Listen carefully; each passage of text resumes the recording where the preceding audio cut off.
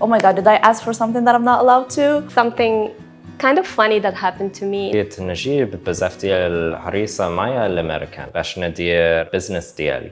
I'm Sumia Hasnawi. I'm a Fulbright Study Grant alumna, and I did my MBA in Business Analytics in Temple University in Philadelphia. Hi, my name is Cindy Wu. I was a Fulbright Morocco ETA at Rabat ENS this year. I'm Najla Azani from Morocco. I did my postdoc Fulbright program at the University of Texas at Austin. Hi, I'm Austin Bodetti. I'm a Fulbright researcher living in Rabat. So when I first went to the US, it was January 2021. So it was in plain winter, it was freezing, the weather was very cold. That was already a little bit hard to adjust to, but up to this point, it was all good. I rented a house where I was living all by myself. I didn't have any neighbors upstairs or downstairs, so it was all me. And I remember I used to see a lot of squirrels around. And I was skeptical. I didn't know if they were friendly, if they were aggressive, so I would take my distance. And there was one squirrel who would always chase me whenever I would leave the house. Like, he would always chase me like 2 blocks down, and I didn't know if he just wanted food or he was gonna hurt me or something. But the weird part is every day at 10 p.m. I would start hearing knocking in the door, and I wouldn't, not the door, the walls actually. I would hear knocking in the walls and I wouldn't understand. Is it a haunted house? Is it just the heating system? What's happening? أنا آسيوية من أصل تايواني، فهنا ما كانش بزاف ديال الآسيويين ولا الشينويين، والمغاربة كيحمقوا على الشينويين كلشي ما كيعرفوش يفرقوا. كيقول لي شنوية ولا BTS ولا نيهاو، كيبغيو يتعرفوا عليك ويسولوا لك أسئلة، فما كيعرفوا كاع بلي كنهضر الدارجة. ولين واحد النهار كنمشي للصف ديالي في الجامع، كون غادية وسمعت ويلي شحال زوينة الشنوية. The knocking had a pattern which freaked me out. So I called the landlord and I said, listen, I'm hearing knocking on the door. I don't know what this is. I needed to find me a solution. And he said like, oh, what knocking on the walls? I'm sure there's nothing going on. And after that, I told my classmates, and one of them offered to come to my house and see what's going on. And the moment she entered, she heard the sound. She was like, oh, that's just squirrels. They found it very cold to stay outside, so they climbed the walls and they hide inside them.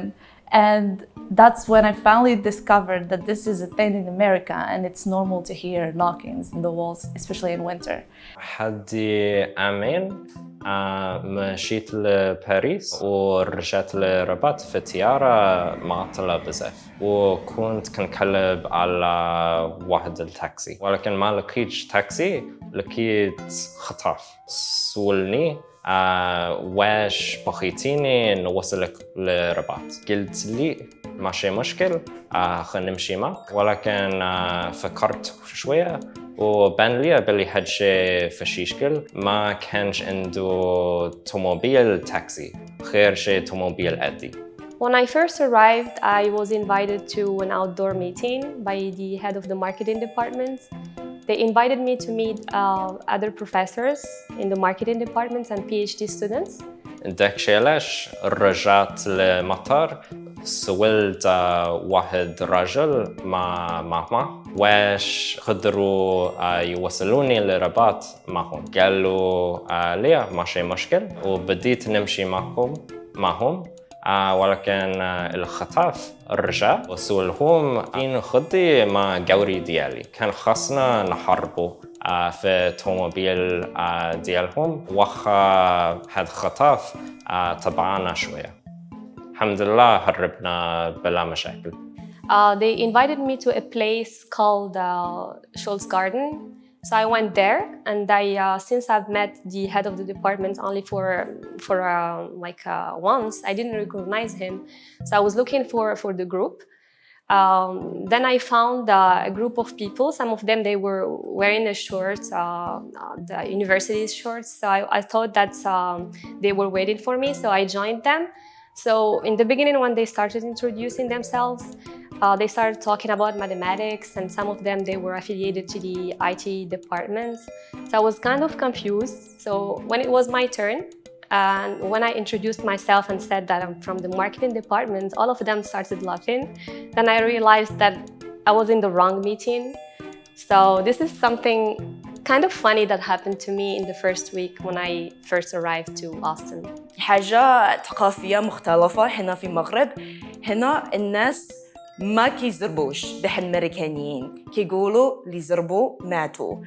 فمع كلشي خصنا ناخذ وقتنا، ومغاربه كيبغيو ضيوف، كيبغيو قوار، باغيين يشاركوا واحد الكاس ديال اتاي ولا وجبه، باغي يعرض عليك حيت هما الاستضافه في ثقافه مهمه بزاف عندهم. فعجباني بزاف ندوز الوقت مع مغاربه، حضرنا بزاف وتعرفت على ثقافه وقيم وحوايج زوينين على مغاربه. So the one thing that I found to be slightly different from the way we do things in Morocco compared to the way the US do things is how we handle phone calls. And this is something initially that made me feel a little bit skeptical. I wasn't sure how to deal with it. So what happened is we had this one professor at our university who would always ask us to call him to schedule office hours because he's not always on his computer.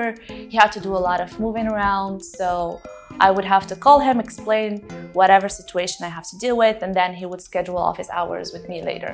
And the way we do things in Morocco is in phone calls, we start first by saying, "Hi, hope you're doing well. How is things? How is your health? Blah, blah, blah." And then you go into the subjects, and then at the end, you still offer a lot of warm wishes. I hope your family's doing well. I hope you're doing well. I hope everything's going well with you. This could be extended to another minute or extra 2 minutes of the phone call. المغرب ما عندوش ماكلة حارة بزاف، ولكن كنحمق على هريسة. وبغيت نجيب بزاف ديال هريسة معايا الأمريكان باش ندير بزنس ديالي. But in the US, what would happen is, I would call the teacher, I would say, professor, I would say, okay, this is what I have this situation, I have this exercise I'm not familiar with, can you give me more resources? And then he would be like, okay, that works. And then they would hang up. And then I'm like, oh my God, did I ask for something that I'm not allowed to? Was I being rude in the conversation? What's going on? Why did he just hang up? And then afterwards, I started talking about it to some of my Arab American friends and also some of my classmates. And then they explained that this was a normal thing to do in the US. They don't really like to do long phone calls, and they like to just go straight to the point and end the conversation there. I used to imagine Texas as in the Western movies, like Texans riding horses everywhere in the city, wearing cowboy hats and boots, and only listen to country music. But Austin, though it's the capital of Texas, it was completely different from this picture. Actually, Austin is known as a top technology center, serving as the headquarters for many IT companies, and it's also known for the live music capital of the world. I would strongly encourage people to apply to Fulbright Morocco. As a prospective Fulbrighter, you have a lot of options to choose from, both in the Middle East and North Africa and generally.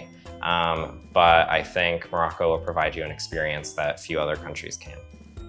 I encourage everyone to apply. It's going to be a life-changing opportunity. It's going to help you grow personally and professionally, and you're not going to regret it. My experience as a Fulbright scholar in the US was really amazing.